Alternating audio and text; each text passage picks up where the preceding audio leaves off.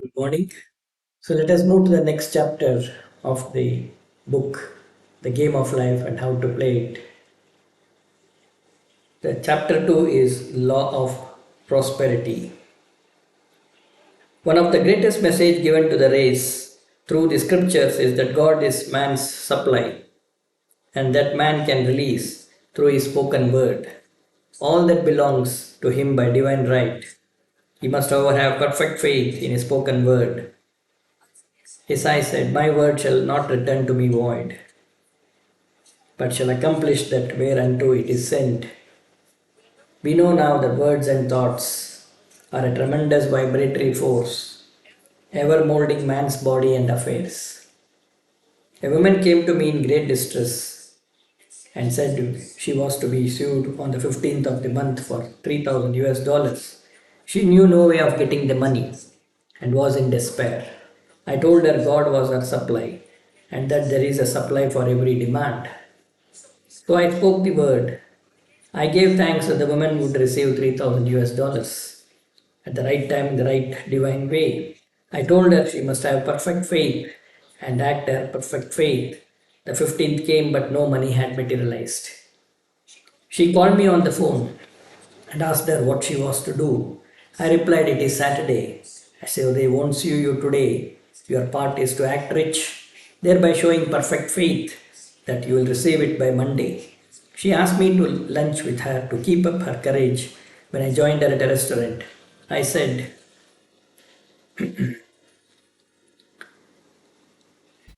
I, s- I said, this is no time to economize. Order an expensive luncheon. Act as if you have already received the 3,000 US dollars. All things whatsoever he ask in prayer, believing he shall receive. You must act as if you have already received. Next morning, she called me on the phone and asked me to stay with her during the day. I said, no, you are divinely protected, and God is never too late. In the evening, she phoned again, greatly excited, and said, my dear, a miracle has happened. I was sitting in my mom's room this morning when the doorbell rang. I said to the maid, don't let anyone. The maid, however, looked on the window and said, it's your cousin with the long white beard. So I said, call him back. I would like to see him. He was just turning the corner when he heard the maid's voice and he came back. He talked for about an hour, and just as he was leaving, he said, oh, by the way, how are finances? I told him I needed the money, and he said, why, my dear, I will give you 3,000 US dollars the first of the month. I didn't like to tell him I was going to be sued. What shall I do? I won't receive it till the first of the month, and I must have it tomorrow. So I said, I will keep on treating. I said, Spirit is never too late. I give thanks that she has received the money on the invisible platform and that it manifests on time. The next morning, her cousin called her up and said, come to my office this morning and I will give you the money. That afternoon, she had 3,000 US dollars to her credit in the bank and wrote checks as rapidly as her excitement would permit. If one asks for success and prepares for failure, he will get the situation he has prepared for. For example, a man came to me asking me to speak the word that a certain debt would be wiped out. I found he spent his time planning what he would do and did not pay this bill, thereby neutralizing my words. He should have seen himself paying the debt. We have a wonderful illustration of this in the Bible relating to the three kings who were in the desert without water for their men and horses. They consulted the prophet Elisha, who gave them this astonishing message. Thus saith the Lord, he shall not see wind, neither shall he see rain, and make the valley full of ditches. Man must prepare for the thing he has asked for when there isn't the slightest sign of it in sight.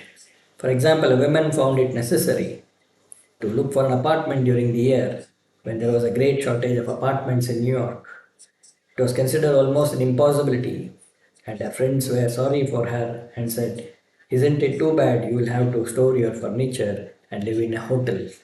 She replied, you needn't feel sorry for me. I am a superman and I will get an apartment. She spoke the words, Infinite Spirit, opened the way for my right apartment. She knew there was a supply for every demand, and that she was unconditioned, working on the spiritual plane, and that one with God is a majority. She had contemplated buying new blankets when the tempter, that verse of reasoning mind, suggested, "Don't buy the blankets. Perhaps after all, you won't get an apartment and you will have no use for them." She promptly replied to herself, "I will dig my ditches by the buying the blankets." So she prepared for the apartment, acted as though she has already had it. She found on a miraculous way, and it was given to her, although there were over 200 other applicants. The blanket showed active faith. It is needless to say that the ditches dug by the three kings in the desert overflowing read to kings, getting into the spiritual swing of things is no easy matter for the average person. The adverse thoughts of doubt and fear surge from the subconscious mind. They are the army of the alliance, which must be put to fight. This explains why it is so often darkest before the dawn, as a big demonstration is usually preceded by tormenting thoughts. Having made a statement of high spiritual truth, one challenges the old beliefs in the subconscious mind. The error is exposed to be put out. This is the time when one must make his affirmations of truth repeatedly and rejoice and give thanks that he has already received. Before he call, I shall answer. Before he call, I shall answer. This means that every good and perfect gift is already man's awaiting his recognition. Man can only receive what he sees himself receiving. Children of Israel were told that they could have all the land they could see. This is true of every man. He has only the land within his own mental vision. Every great work, every big accomplishment has been brought into the manifestation through holding to the vision, and often just before the big achievements comes apparent failure and discouragement.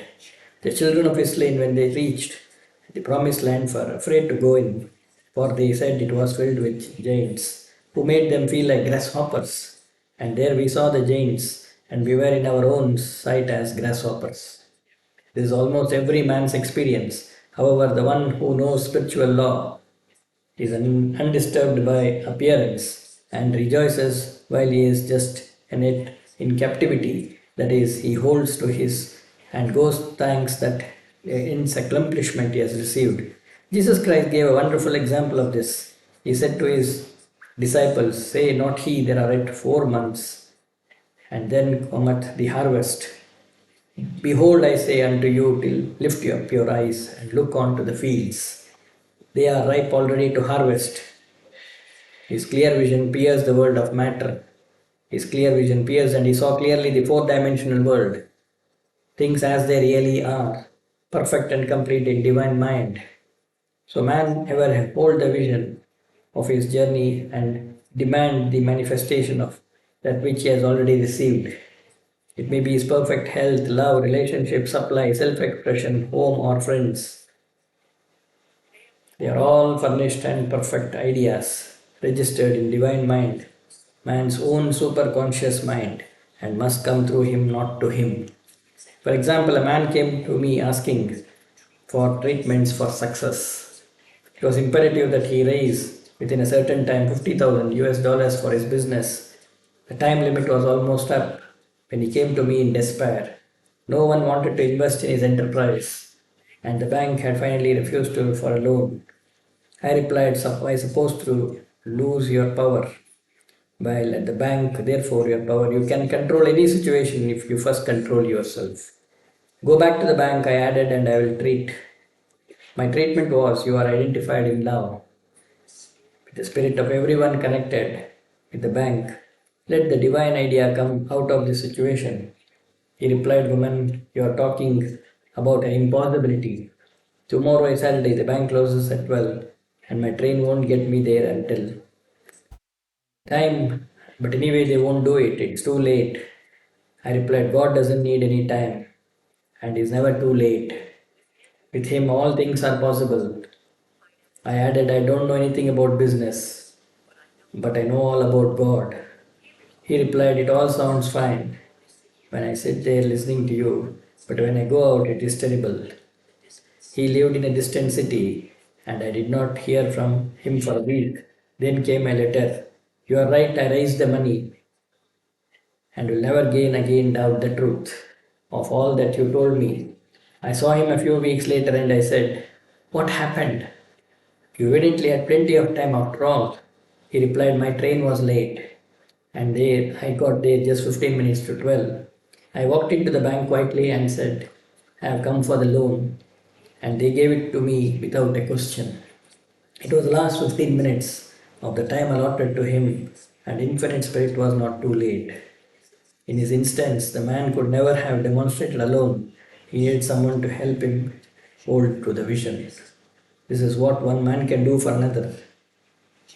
Jesus Christ knew the truth of this when he said, if two of you shall agree on truth as touching anything that they shall ask, it shall be done for them of my Father which is in heaven.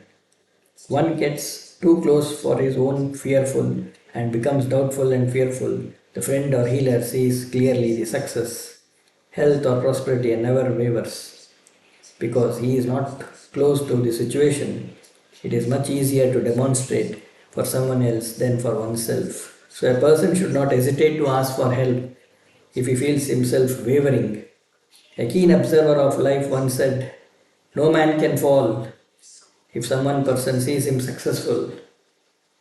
Is the power of the vision, and many a great man has owed his success to a wife or sister or a friend who believed in him and held without wavering to the perfect pattern.